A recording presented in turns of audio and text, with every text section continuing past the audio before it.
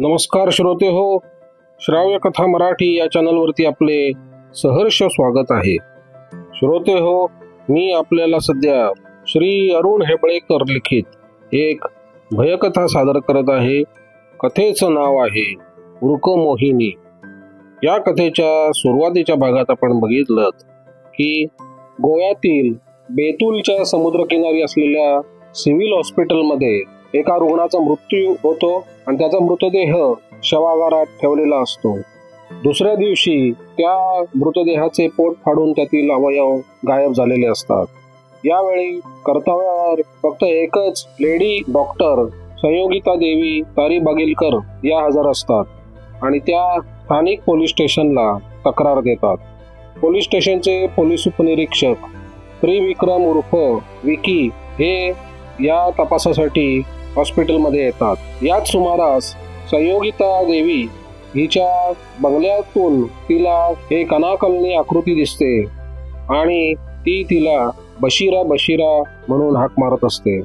या तपासादरम्यान त्रिविक्रम उर्फ विकी याने शवागारावरती पहारा ठेवलेला असताना पुन्हा ती आकृती दिसल्यामुळे आणि त्या व्यक्तीने संयोगितेचा हात धरल्यामुळे ती मोठ्याने किंचाळते. त्यामुळे विकी त्या ठिकाणी पळत जातो, परंतु शवागारावरती ठेवलेल्या पोलीस कॉन्स्टेबलचा या दरम्यान खून होतो व त्याचे पोट देखील फाडून त्यातील अवयव गायब होतात. तसेच शवागारातील एका प्रेताचे देखील पोट फाडून त्याचे अवयव गायब होतात. यामुळे सुपरिटेंडंट शर्मा तेथे स्वतः हजर होतात व तपासाची सूत्र हातात घेतात. या तपासादरम्यान विकीला त्याच हॉस्पिटलमधील वॉचमन गफूर व सलीमा बी आणि त्यांचा मुलगा जो अत्यंत आजारी असतो, बेड रिडन असतो, बशीर यांचा संशय येत असतो. त्याला संयोगिता विरोध करते, परंतु तिथे अधिक पहारा ठेवला असताना देखील अजून एका नर्स फातिमा बीचं पोट फाडून तिचे देखील अवयव गायब होतात. यामुळे पोलीस डिपार्टमेंट पूर्णपणे हादरते. ते बशीरला स्वतःच्या देखरेखीखाली ठेवायचा आग्रह धरतात व हॉस्पिटलमधील एका स्वतंत्र रूममध्ये त्याला ठेवलेलं असतं आणि त्यानंतर देखील बशीर हॉस्पिटलच्या रूममधून पळून जाण्यास यशस्वी ठरतो व तो संयोगिताला धरतो. संयोगिता दचकून जागी होते आणि घाबरून किंचाळल्यावर पोलीस तिथे येऊन तिला पकडतात.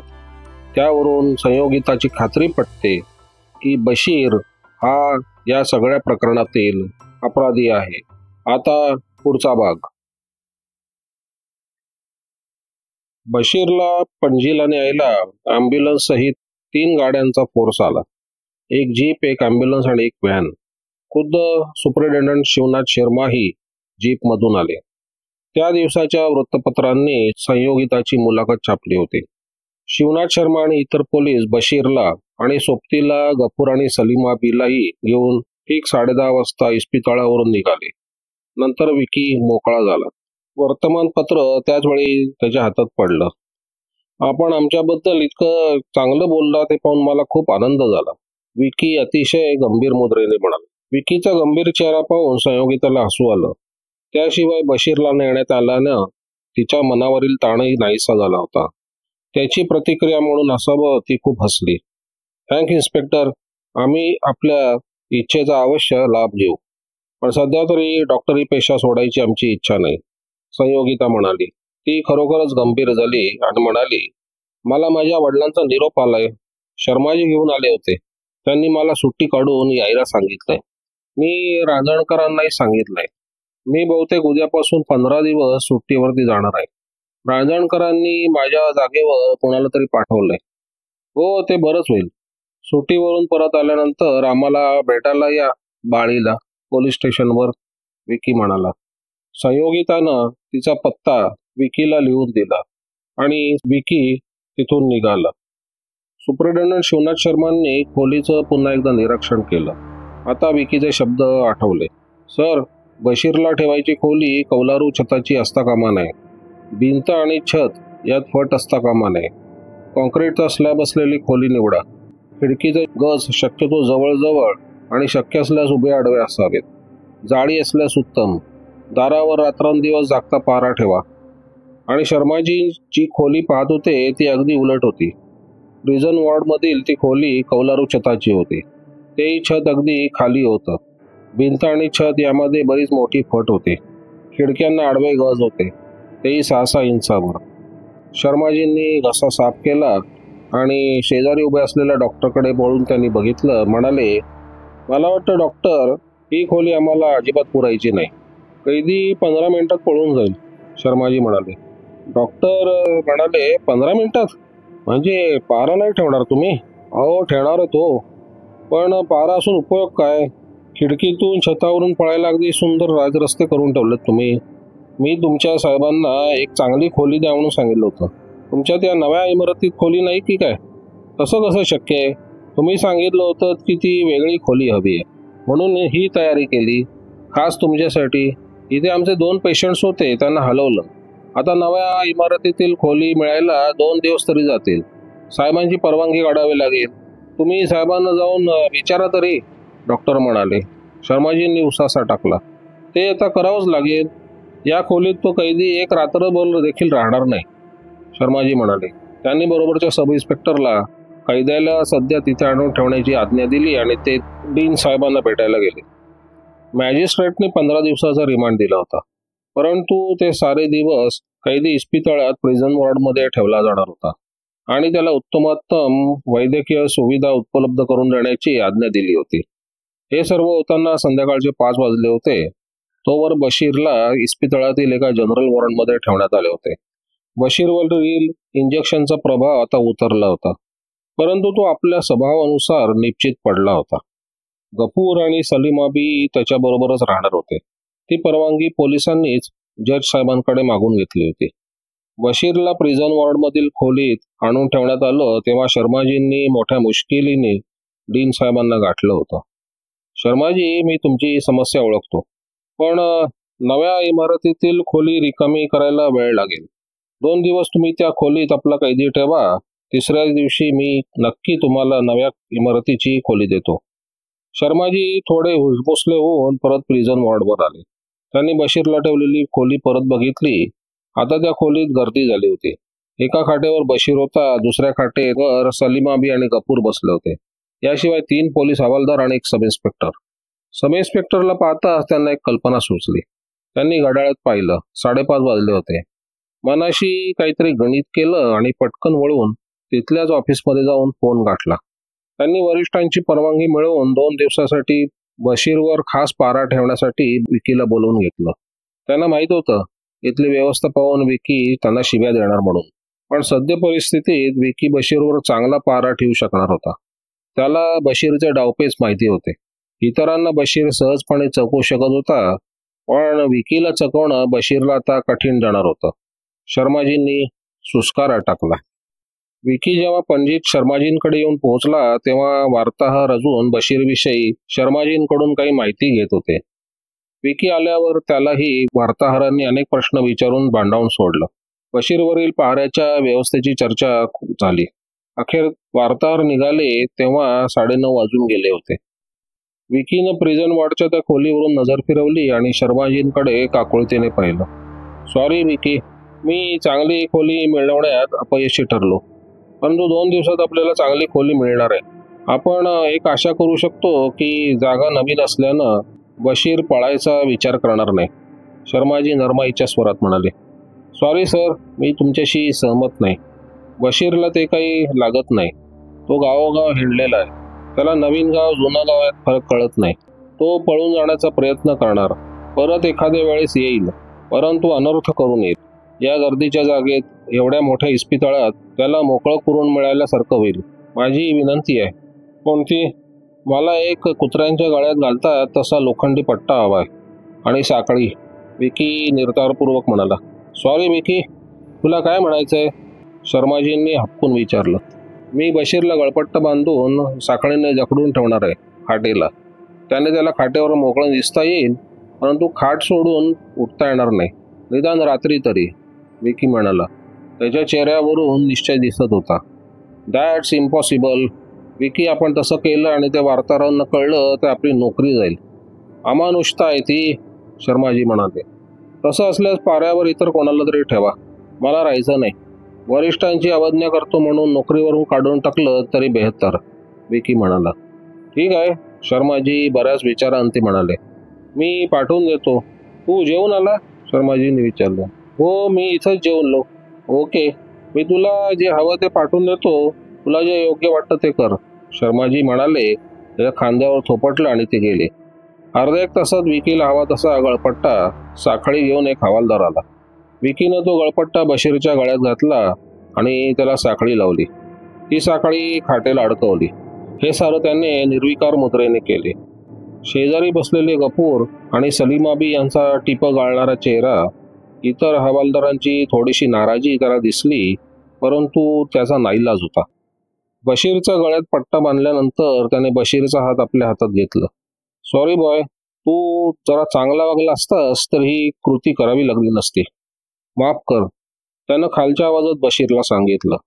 बशीरला ते कळलं की नाही ते त्याला कळलं नाही, परंतु बशीरच्या डोळ्यातील खुनशी छटा आणि एक विलक्षण दात दाखवून केलेले हास्य त्याला पुन्हा लांडग्याची आठवण देऊन गेली, एका जखमी दुखावलेल्या लांडग्याची. विकीने साखळी जखडून ठेवल्यानंतर गफूरची माफी मागितली आणि तो खोलीतील एका कोपऱ्यात आपल्या खुर्चीवर जाऊन बसला. त्या रात्री बशीर आपल्या खाटेवरून उठलाच नाही. खोलीतील सारेच्या सारे एका समयी घोरत होते इतका असू नये. बशीरनं प्रयत्न देखील केला नाही. सकाळी उजाडायच्या सुमारास विकीनं बशीरचा गळपट्टा सोडला, साखळी काढून घेतली. 7च्या सुमारास शर्माजींचा फोन आला. सर्व ठीक असल्याचं ऐकताच त्यांनी सुस्कारा टाकला. रात्रीही आपण फोन केल्याचं त्यांनी सांगितलं, परंतु ते सारे झोपले होते हेही त्यांना कळलं. अर्थात बशीरही जाग्यावर होता हे त्यांना कळलं असावं. खुद्द शर्माजी 8 वाजता आले आणि त्यांनी विकीच्या जाग्यावर पाऱ्यासाठी दुसरा सब इन्स्पेक्टर नेमला. विकी सॉरी, मी तुला दिवसाही काम देतोय. मला ही केस तयार करण्यासाठी तुझी गरज आहे. मदत कर. वर्तमानपत्रवाल्यांनी तुझ्या समयसूचकतेचा वगैरे गौरव केलाय. मला वाटतं ही केस तूच हाताळावीस. मी आयजी साहेबांशी बोललोय, त्यांची परवानगी घेतलीये. पणजी तुझं कोण आहे, शर्माजींनी विचारलं. आई आहे, आल्यानंतर तिला रात्री भेटलो. का, विकीने विचारलं. अच्छा, म्हणजे राहायला घर आहे. ठीक आहे, सध्या तू मुक्काम पणजीतच ठेव. तू आता घरी जा, आंघोळ वगैरे कर, थोडी विश्रांती घे. दुपारी 3 वाजता मला माझ्या ऑफिसमध्ये भेट. त्यानंतर आपण केस पेपर्स तयार करूया. आज रात्री तुलाच पहारा द्यावा लागेल, शर्माजी म्हणाले. विकीनं मान डोलावली आणि तो घरी जायला निघाला. विकीनं हातातील डायरीतील पत्ता पुन्हा वाचला. दारावरील नाव वाचले. मग मोठ्या समाधानाने दारावरील बेलचे बटन दाबले. दार उघडले गेले तर दारात संयोगिता उभी होती, आपल्या घरच्या पोशाखात, गाऊनमध्ये. ओ या, टूक your on time in coming, didn't you? या, संयोगितानं कमरेवर हात ठेवून म्हटले. पणजीत येऊन 2-3 दिवस झाले असे आम्ही वर्तमानपत्रात वाचले आणि आज येत आहेत आमच्या घरी.